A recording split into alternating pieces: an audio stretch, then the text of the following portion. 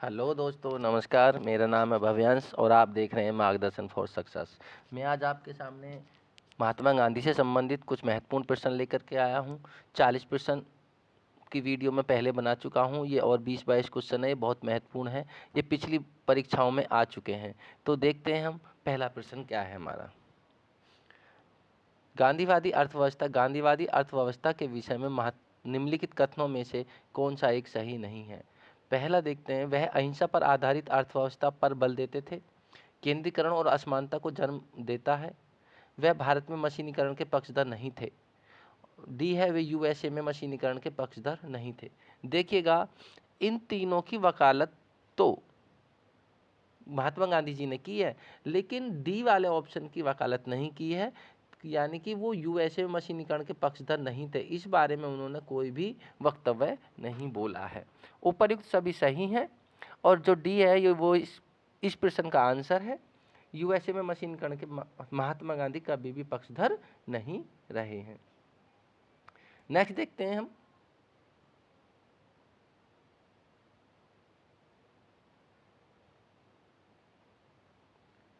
Next है हमारा, महात्मा गांधी के अनुसार अस्पृश्यों का सामाजिक आर्थिक सुधार संपन्न किया जा सकता है। यानी कि जो अस्पृश्य हैं, जो छुआछूत वाले लोग हैं या जो हरिजन हैं, हम ये कह सकते हैं, उनको अस्पृश्य बोला गया है। और उनका उद्धार कब कैसे किया जा सकता है? उनके मंदिर प्रवेश द्वारा, उनके सहायता प्रदान करके, उनके सामाजिक आर्थिक विकास हेतु कोष अलग करके, उनके लिए कुटीर उद्योग स्थापित करके। देखिएगा, महात्मा गांधी जी ने कहा है कि यदि किसी भी व्यक्ति के लिए रोजगार होगा तो वह व्यक्ति एक ना एक दिन संपन्न हो सकता है। तो जो अस्पृश्य लोग थे उनके लिए कुटीर उद्योग स्थापित करने की वकालत महात्मा गांधी जी ने की है। तो यहाँ पर आंसर जो होगा वो डी सही होगा। नेक्स्ट देखते हैं, गांधीयन इनोवेशन यानी गांधी नवाचार। गांधी जी का नवाचार का क्या तात्पर्य है? अधिक उत्पादन से, घरेलू अर्थव्यवस्था में अधिक उत्पादन से, उपभोग के लिए उत्पादन से, या कम निवेश से अधिक उत्पादन अधिक लोगों के लिए। तो यहाँ पर डी ऑप्शन सही होगा। गांधी जी कहते थे कम निवेश हो, जिसका अधिक उत्पादन हो, और वो अधिक उत्पादन अधिक लोगों के लिए हो।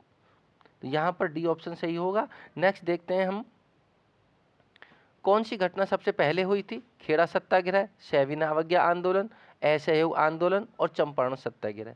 तो इस प्रश्न में देखते हैं, जब 1915 में गांधी जी भारत लौट के आए थे तो चंपारण सत्याग्रह जो है ये किया था उन्होंने 1917 में राजकुमार शुक्ल जी के आमंत्रण पर। खेड़ा सत्याग्रह जो हुआ था वो हुआ था 1918 में। और असहयोग आंदोलन जो हुआ था वो हुआ था 1920 में। और सविनय अवज्ञा आंदोलन हुआ था 1930 में हुआ था ये। तो यहाँ पर जो है वो ऑप्शन क्या सही होगा? डी ऑप्शन सही होगा कि सबसे पहली जो घटना है वो 1917 की घटना है। नेक्स्ट देखते हैं।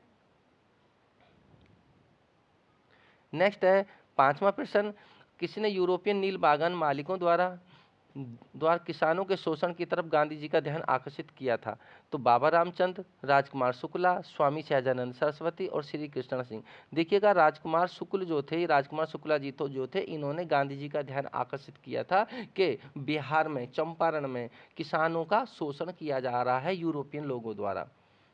नेक्स्ट देखते हैं छठा प्रश्न, चंपारण में 3 कठिया प्रथा का तात्पर्य क्या है? 3 कठिया प्रथा का 3/20 भाग पर नील की खेती करना, 3/19 भाग पर नील की खेती करना, 3/18 भूभाग पर नील की खेती करना, या उपर्युक्त में से कोई नहीं। तो यहाँ पर जो ऑप्शन सही होगा वो ए ऑप्शन सही होगा। 3 कठिया का प्रथा का अर्थ है 3/20 भाग पर नील की खेती अनिवार्य कर दी थी यूरोपियन लोगों ने, जिसका जो है विरोध किया था वहाँ के किसानों ने। और इसीलिए गांधी जी को राजकुमार शुक्ल जी ने इस सारी समस्या से अवगत कराया था, तभी गांधी जी चंपारण में आए थे प्रथम सत्याग्रह करने के लिए। नेक्स्ट देखते हैं, गांधी जी ने भारत में पहली बार सत्याग्रह आंदोलन बिहार में कहाँ प्रारंभ किया था? तो अभी मैंने ऊपर बताया है, चंपारण में उन्होंने प्रारंभ किया था। नेक्स्ट प्रश्न देखते हैं, गांधी जी का चंपारण आंदोलन था वो किस लिए था?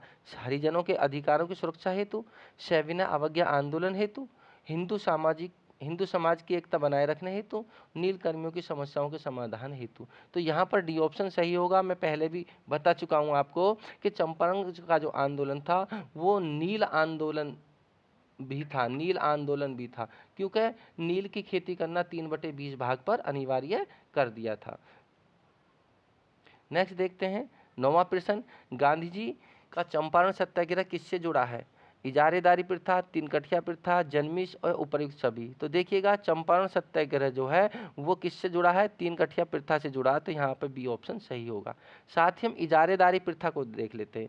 इजारेदारी प्रथा जो थी वो 1772 में शुरू हुई थी। इजारेदारी प्रथा 1772 में प्रारंभ हुई थी, और वो किस लिए प्रारंभ हुई थी कि जो भी लोग अधिक बोली लगाकर किसी भी भूमि को पट्टे पर ले सकता था, लगान पर ले सकता था, तो इसे कहते हैं इजारेदारी प्रथा। नेक्स्ट देखते हैं 10वां प्रश्न, तीन कठिया कानून किस स्थान पर किसकी खेती से संबंधित है? तो तीन कठिया कानून जो है वो गोरखपुर अफीम, बेगूसराय धान, चंपारण नील और वर्धमान धान। तो वो देखिए वो चंपारण नील की खेती से संबंधित है। नेक्स्ट देखते हैं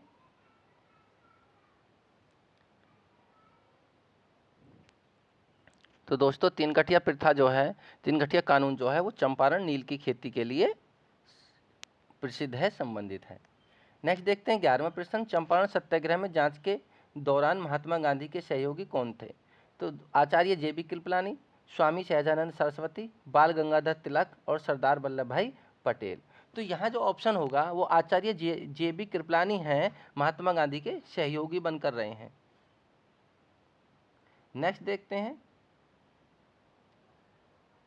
नेक्स्ट प्रश्न है हमारा 12वां प्रश्न, चंपारण सत्याग्रह में निम्नलिखित में से किन्होंने महात्मा गांधी का साथ दिया था? तो ये ऑप्शन दूसरी प्रकार से है, साथ दिया था उन्होंने तो सरदार वल्लभ भाई पटेल, विनोबा भावे, जवाहरलाल नेहरू, राजेंद्र प्रसाद। देखिएगा जवाहरलाल नेहरू यहाँ शामिल नहीं है, यहाँ पर सरदार पटेल जी भी शामिल नहीं हैं। अब राजेंद्र प्रसाद जी शामिल हैं, यहाँ पर राजेंद्र प्रसाद जी शामिल हैं, लेकिन अनुग्रह नारायण सिंह जो हैं ये उस तरह से शामिल नहीं है जिस तरह से इन्हें शामिल होना चाहिए था। और महादेव देसाई और मनी पटेल भी यहाँ पर संबंधित नहीं है। तो यहाँ जो ऑप्शन है देखा जाए तो सी ऑप्शन है, क्योंकि राजेंद्र प्रसाद जी तो सीधे सीधे संबंधित हैं और अनुग्रह नारायण सिंह जो हैं वो सीधे तौर पर संबंधित ना होकर के किसानों की तरफ से संबंधित हैं। तो यहाँ सी ऑप्शन सही है कि महात्मा गांधी का साथ दिया था राजेंद्र प्रसाद जी और अनुग्रह नारायण सिंह जी ने। नेक्स्ट प्रश्न देखते हैं 13वां प्रश्न, महात्मा गांधी के चंपारण सत्याग्रह में से कौन संबंधित नहीं था?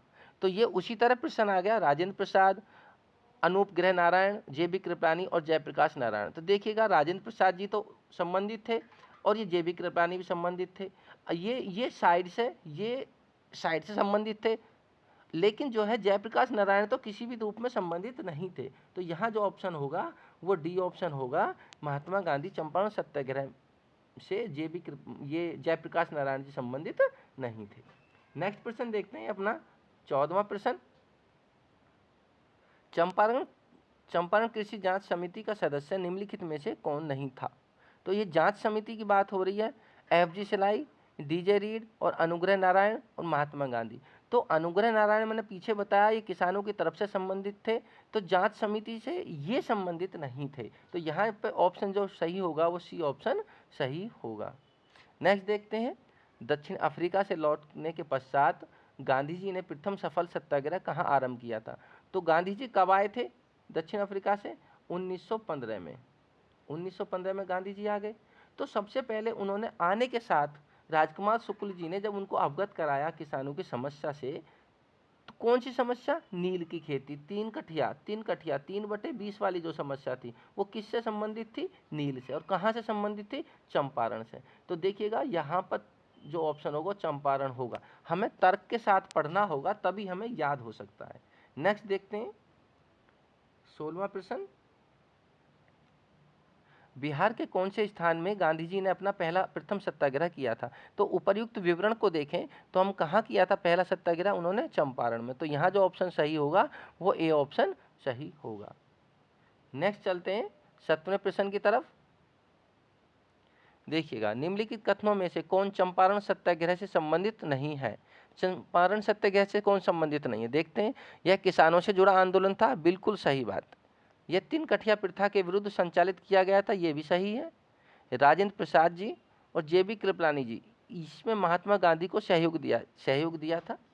यह प्रथम आंदोलन था जिसे MK गांधी ने संपूर्ण भारत के स्तर पर आरंभ किया था। नहीं, ये वाला जो है सही नहीं है ऑप्शन। ये तीनों सही सवाल हैं, ये इसके अकॉर्डिंग मैच नहीं खाता, तो यहाँ जो आंसर होगा वो D आंसर होगा। नेक्स्ट देखते हैं, चंपारण नील आंदोलन के राष्ट्रीय नेता कौन थे? महात्मा गांधी, बिरसा मुंडा। देखिएगा, नील आंदोलन की जब भी बात आए, चंपारण से संबंधित बात आए, तो महात्मा गांधी लगा देना आंख बंद करके, आपका आंसर बिल्कुल सही हो जाएगा। नेक्स्ट देखते हैं 19वां प्रश्न। दोस्तों पेन आज कुछ सही काम नहीं कर रहा है। 19वां प्रश्न देखते हैं, महात्मा गांधी के चंपारण सत्याग्रह का किसने विरोध किया था? विरोध किसने किया था? देखिएगा, रविंद्रनाथ टैगोर जी ने विरोध नहीं किया था, इन्होंने तो इस चंपारण सत्याग्रह में ही महात्मा की उपाधि दी थी, महात्मा की उपाधि दी थी महात्मा गांधी जी को। और राजकुमार शुक्ल जी के आमंत्रण पर महात्मा गांधी वहां गए थे। राजेंद्र प्रसाद जी ने पूरा सहयोग किया था, तो यहाँ जो ऑप्शन होगा वो NG रंगा होगा। NG रंगा जी चंपारण सत्याग्रह के विरोध में थे। नेक्स्ट प्रश्न देखते हैं 20वां प्रश्न, खेड़ा के किसानों के पक्ष में महात्मा गांधी के सत्याग्रह संगठित करने का क्या कारण था? देखिएगा, खेड़ा के सत्याग्रह की बात हो रही है, खेड़ा आंदोलन हुआ क्यों था, इस बात को देखते हैं। किसानों पर भारी लगान लगा दिया था और अकाल पड़ा हुआ था, अकाल के कारण किसान लगान देने में सक्षम नहीं थे, तो इस कारण से खेड़ा आंदोलन हुआ। खेड़ा है कहाँ पर? खेड़ा का जगह है गुजरात में, गुजरात में। नेक्स्ट देखते हैं, अकाल पड़ने के बावजूद प्रशासन ने भू राजस्व की उगाही स्थगित नहीं की थी। बिल्कुल सही बात है, राजस्व पूरी तरह से उगाया जा रहा था। मिल मालिकों के शोषण के विरुद्ध था, साहूकार के शोषण के विरुद्ध था, उपर्युक्त सभी। तो यहाँ जो ऑप्शन होगा, क्या कारण था? यहाँ पे ऑप्शन होगा पहला, अकाल पड़ने के बावजूद प्रशासन ने भू राजस्व की उगाही स्थगित नहीं की थी। नेक्स्ट प्रश्न देखते हैं 21वां प्रश्न, खेड़ा आंदोलन कहाँ हुआ था? देखिएगा, उपर्युक्त मैं बता चुका हूँ, खेड़ा जगह जो है वो गुजरात में है, तो गुजरात से संबंधित है खेड़ा आंदोलन। नेक्स्ट देखते हैं 22वां और आज की वीडियो का अंतिम प्रश्न होगा, चंपारण के किस अधिनियम से किसानों की स्थिति में सुधार हुआ था? तो चंपारण एग्रेरियन अधिनियम। देखिएगा, जब 1917 में महात्मा गांधी जी ने चंपारण सत्याग्रह किया था, तो उसके बाद में अंग्रेजों ने 1919 में ये चंपारण एग्रेरियन अधिनियम लाए थे, जिससे किसानों की दशा में सुधार आया था। तो यहाँ जो ऑप्शन होगा वो ए सही होगा। तो दोस्तों, ये थे महात्मा गांधी जी से संबंधित कुछ 22 प्रश्न। 40 प्रश्न मैं पहले बना चुका हूँ, 62 प्रश्न बहुत महत्वपूर्ण है जो विभिन्न परीक्षाओं में पूछे गए हैं। मेरी वीडियो यहीं समाप्त होती है। आपको मेरी वीडियो अच्छी लगे तो लाइक करें, शेयर करें, सब्सक्राइब करें, ताकि जल्दी से जल्दी जैसे ही मेरी वीडियो आए ऐसे आपके पास नोटिफिकेशन पहुंच जाए।